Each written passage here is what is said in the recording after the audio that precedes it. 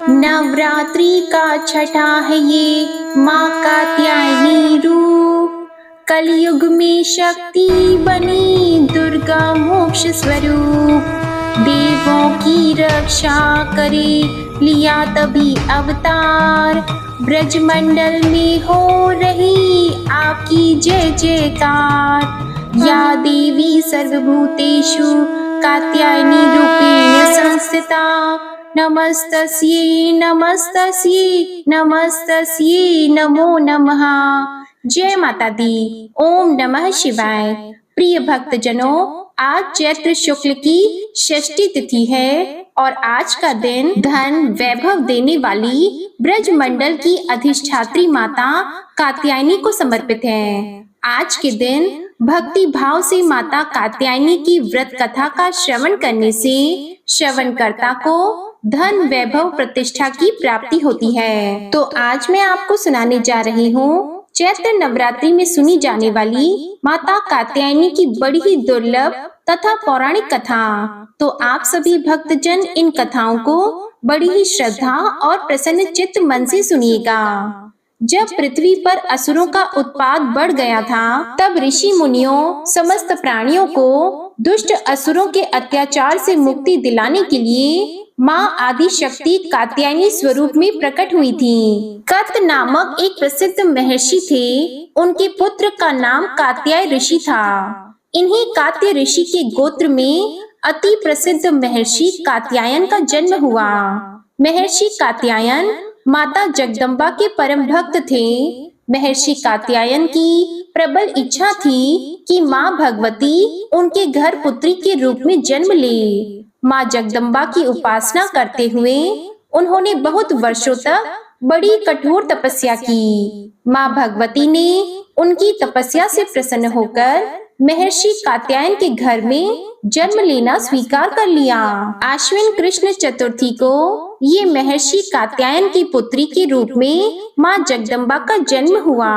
जन्म के उपरांत कात्यायन ऋषि ने माता आदि शक्ति की विधिवत पूजा का आयोजन किया। शुक्ल सप्तमी, अष्टमी तथा नवमी तक 3 दिन इन्होंने कात्यायन ऋषि की पूजा ग्रहण करके दशमी को महिषासुर का वध कर दिया था। महिषासुर का वध करने के पश्चात समस्त देव मानव लोकों में माँ दुर्गा की जय जयकार करने लगे। कात्यायन ऋषि की पुत्री होने के कारण ये जगदम्बा माता कात्यायनी के नाम से विख्यात हुई। इनसे जुड़ी एक दूसरी कथा और भी है। इस कथा के अनुसार महर्षि कात्यायन ने सर्वप्रथम माँ कात्यायनी की पूजा की, इसी कारण यह कात्यायनी कहलाई। माँ कात्यायनी अपने भक्त को निश्चित फल प्रदान करती हैं। भगवान कृष्ण को पति रूप में पाने के लिए व्रज की गोपियों ने इन्हीं की पूजा कालिंदी यमुना के तट पर की थी। ये ब्रज मंडल की अधिष्ठात्री देवी के रूप में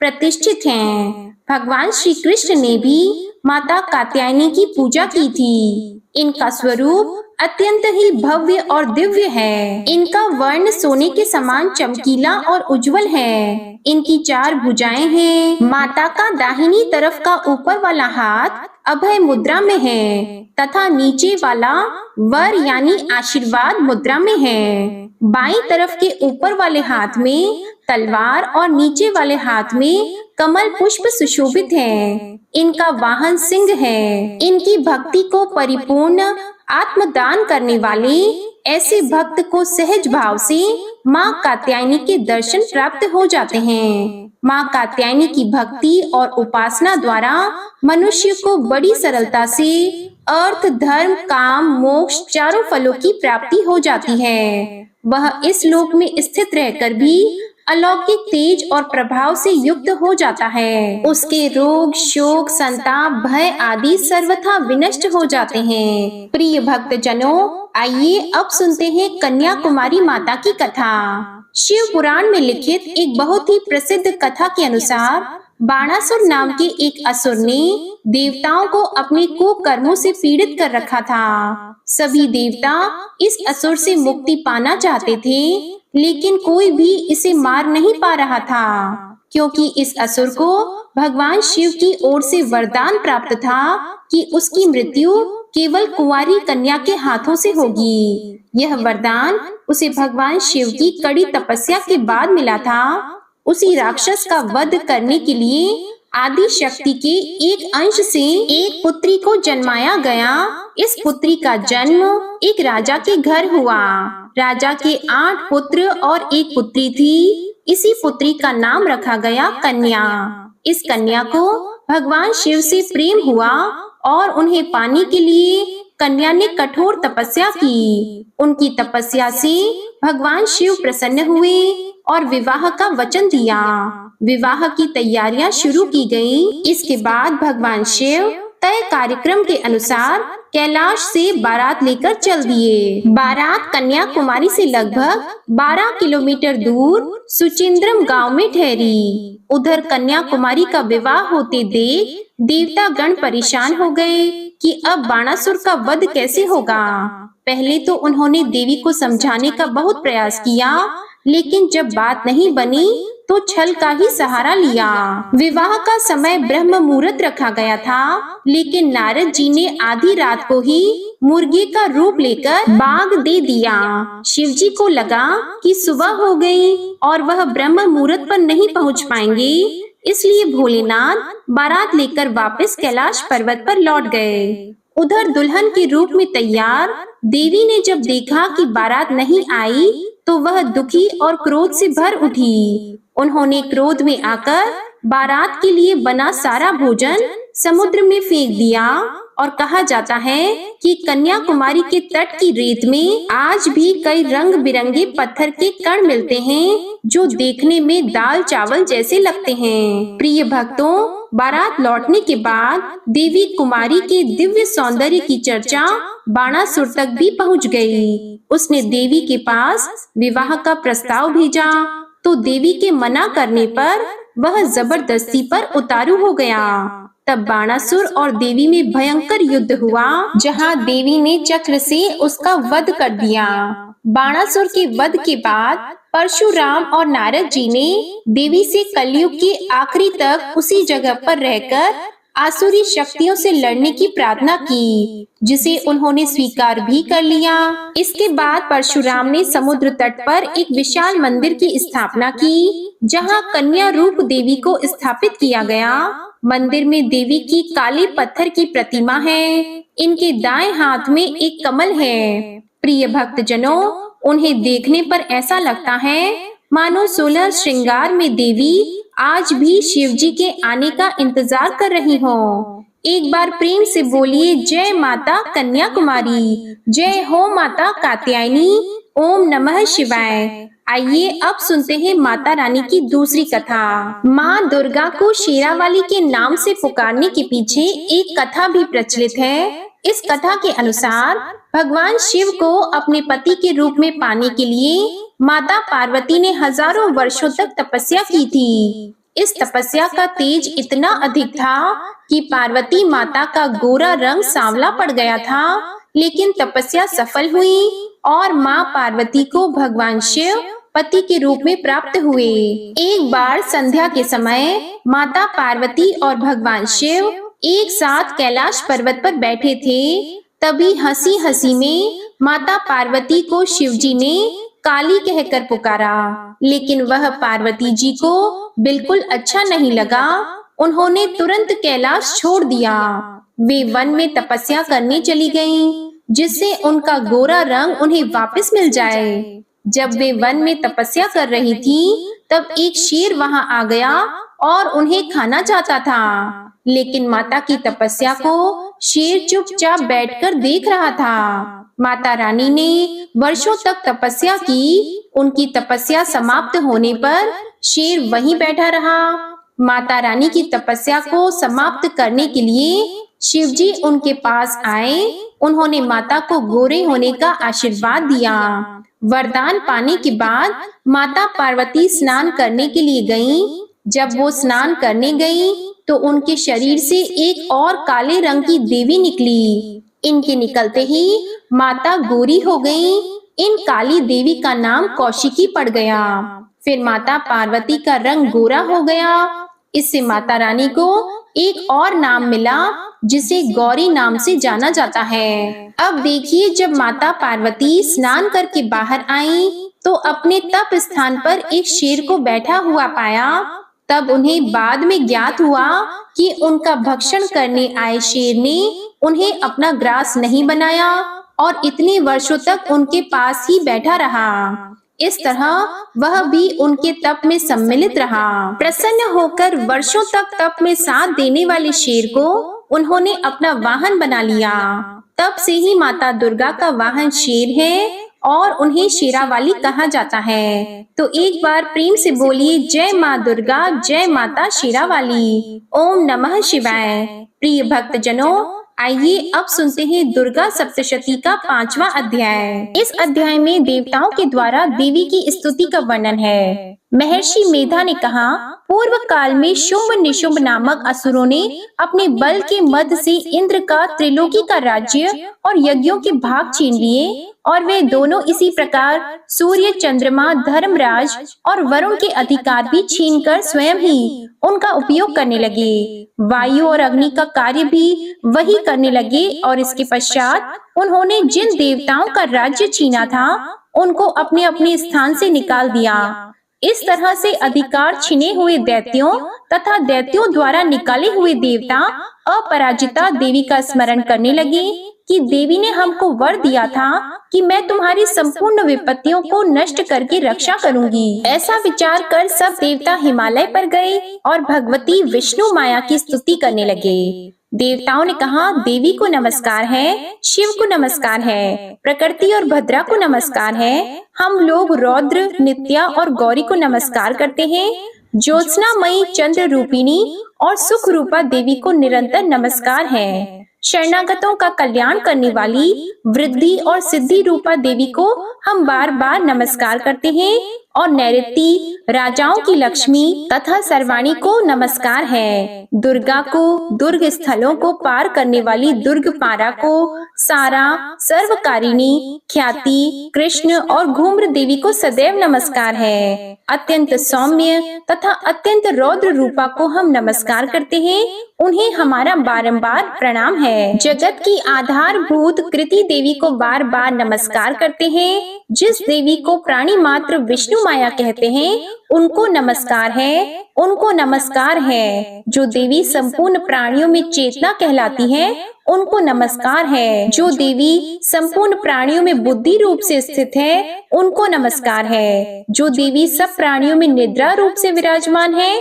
उनको नमस्कार है। जो देवी संपूर्ण प्राणियों में क्षुधा रूप से विराजमान है उनको नमस्कार है। जो देवी संपूर्ण प्राणियों में छाया रूप से स्थित है उनको नमस्कार है। जो देवी सब प्राणियों में शक्ति रूप से स्थित है उनको नमस्कार है। जो देवी संपूर्ण प्राणियों में तृष्णा रूप से स्थित है उनको नमस्कार है। जो देवी सब प्राणियों में शांति रूप से स्थित है उनको नमस्कार है। जो देवी सब प्राणियों में जाति रूप से स्थित है उनको नमस्कार है। जो देवी सब प्राणियों में लज्जा रूप से स्थित है उनको नमस्कार है। जो देवी संपूर्ण प्राणियों में श्रद्धा रूप से स्थित है उनको नमस्कार है। जो देवी संपूर्ण प्राणियों में कांति रूप से स्थित है उनको नमस्कार है। जो देवी संपूर्ण प्राणियों में वृत्ति रूप से स्थित है उनको नमस्कार है। जो देवी संपूर्ण प्राणियों में लक्ष्मी रूप से स्थित है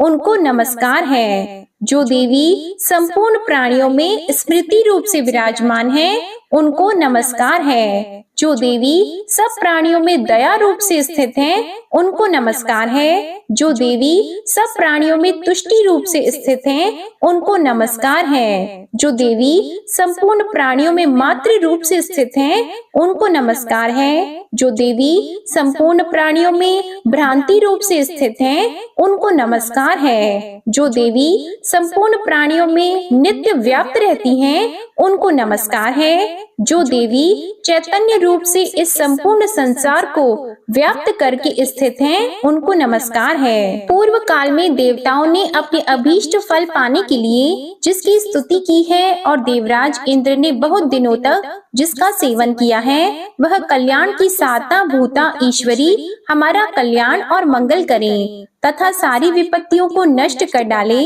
असुरों के सताए हुए हम संपूर्ण देवता उस परमेश्वरी को इस समय नमस्कार करते हैं तथा जो भक्ति पूर्वक स्मरण किए जाने पर तुरंत ही सब विपत्तियों को नष्ट कर देती हैं, वह जगदम्बा इस समय भी हमारा मंगल करके हमारी समस्त विपत्तियों को दूर करें। महर्षि मेधा ने कहा, हे राजन, इस प्रकार जब देवता स्तुति कर रहे थे तो उसी समय पार्वती देवी गंगा में स्नान करने के लिए आईं। तब उनके शरीर से प्रकट होकर शिवा देवी बोली, शुंभ दैत्य के द्वारा स्वर्ग से निकले हुए और निशुंभ से हारे हुए यह देवता मेरी स्तुति कर रहे हैं। पार्वती के शरीर से अंबिका निकली थी, इसलिए उसको संपूर्ण लोक में कौशिकी कहते हैं। कौशिकी के प्रकट होने के पश्चात पार्वती देवी के शरीर का रंग काला हो गया और वह हिमालय पर रहने वाली कालिका देवी के नाम से प्रसिद्ध हुई। फिर शुंभ और निशुंभ के दूत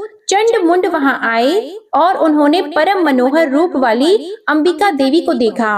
फिर वह शुंभ के पास जाकर बोले, महाराज, एक अत्यंत सुंदर स्त्री हिमालय को प्रकाशित कर रही है। वैसा रूप रंग आज तक हमने किसी स्त्री में नहीं देखा। हे असुरेश्वर, आप यह पता लगाएं कि वह कौन है और उसको ग्रहण कर लें। वह स्त्री स्त्रियों में रत्न है। वह अपनी कांति से 10 दिशाओं को प्रकाशित करती हुई वहाँ स्थित है, इसलिए आपका उसको देखना उचित है। हे प्रभु, तीनों लोकों के हाथी, घोड़े और मणि इत्यादि जितने रत्न हैं, वह सब इस समय आपके घर में शोभायमान है। हाथियों में रत्न रूप ऐरावत हाथी और उच्चश्रेवा नामक घोड़ा तो आप इंद्र से ले आए हैं। हंसों द्वारा जुता हुआ विमान जो कि ब्रह्मा जी के पास था, अब भी आपके पास है। और यह महापद्मा नामक खजाना आपने कुबेर से छीना है। समुद्र ने आपको सदा खिले हुए फूलों की किंजल कमिनी नामक माला दी है। वरुण का कंचन की वर्षा करने वाला छत्र आपके पास है।